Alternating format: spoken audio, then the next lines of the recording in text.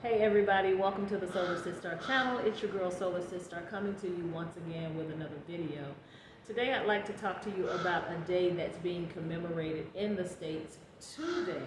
Before we move forward, if you would, go ahead, thumbs up the video, hit that subscribe button if you are new to the channel.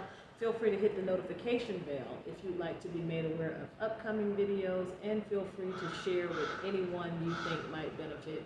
Y'all, forgive the bird that is squawking in the background. Apparently, he wants y'all to know that he or she is here. But guys, listen, I was actually talking to a friend of mine last night, a friend of mine in the States, and towards the end of the conversation, she mentioned that she was going to be off work today, and I thought she was just taking a vacation day just to have some me time, but she reminded me that today is actually a federal holiday in the States, and that today is Memorial Day. For those of you who don't know, Memorial Day is always the last Monday in the month of May, and it's a day that's set aside to pay tribute, to pay respects to the military servicemen and women who gave their lives in battle. So I didn't find out until about 2 years ago that the origins of Memorial Day actually began with some freed slaves out of South Carolina. Some freed slaves who were probably, I think, 2 years out of slavery, decided to commemorate a day or set aside a day that was focused on paying tribute and respects to Union soldiers who had given their lives in battle. Basically, what they would do is go around and decorate the graves of those Union soldiers just as a form of respect and tribute, and it just was something that they would do every year, and they were doing it, I think, in several towns in South Carolina. And of course, like everything else, a few years after they were doing this commemoration ceremony type thing, some white general decided to take it upon himself to snatch the day and rename it Memorial Day and proclaim it as a day that everyone should focus on celebrating military servicemen and women, or back then I guess men, lost in battle.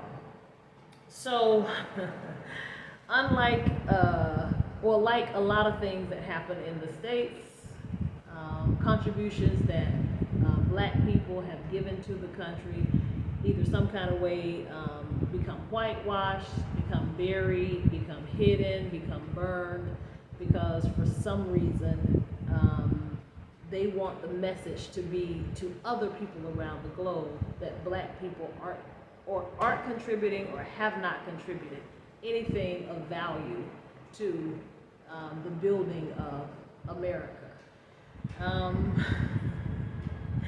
It's amazing to me that a group of people who had been enslaved still had the wherewithal in them to say, you know what, I'm still going to say thank you to these people. I still have it in me to say thank you and to commemorate the lives of people who died in a fight to free me.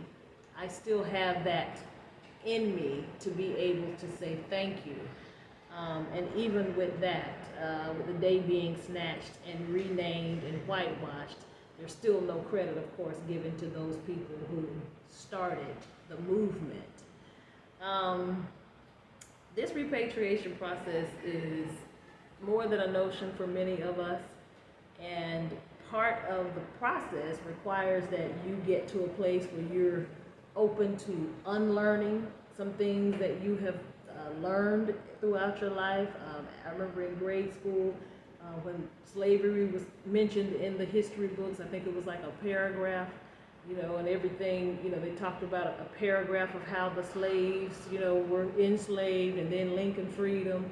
And not until Alex Haley's Roots did many of us fully understand the brutality of what our ancestors went through. And so I just say this to, said all that to say this. Part of the repatriation process requires that many of us peel back the layers to actually figure out who we are, and get to know ourselves in a place where we're not dealing with toxicity anymore. It requires us to reevaluate, everything that we have been taught, everything that we thought we knew about, what we believe religion-wise and so forth. And so I just commend all of you who are in your process. You're gonna get to a place where you're just gonna have to be face to face with yourself, and your beliefs, and just be willing to take the leap and make the decision to take what you need and leave the rest. Yeah, that's all I have today. Let me know if you're in your repatriation process. What things are you finding out about yourself? What things are you having to peel back? What things are you having to reevaluate in order to be able to move on and free yourself of some of the baggage that has been created for us in the West? So, yeah.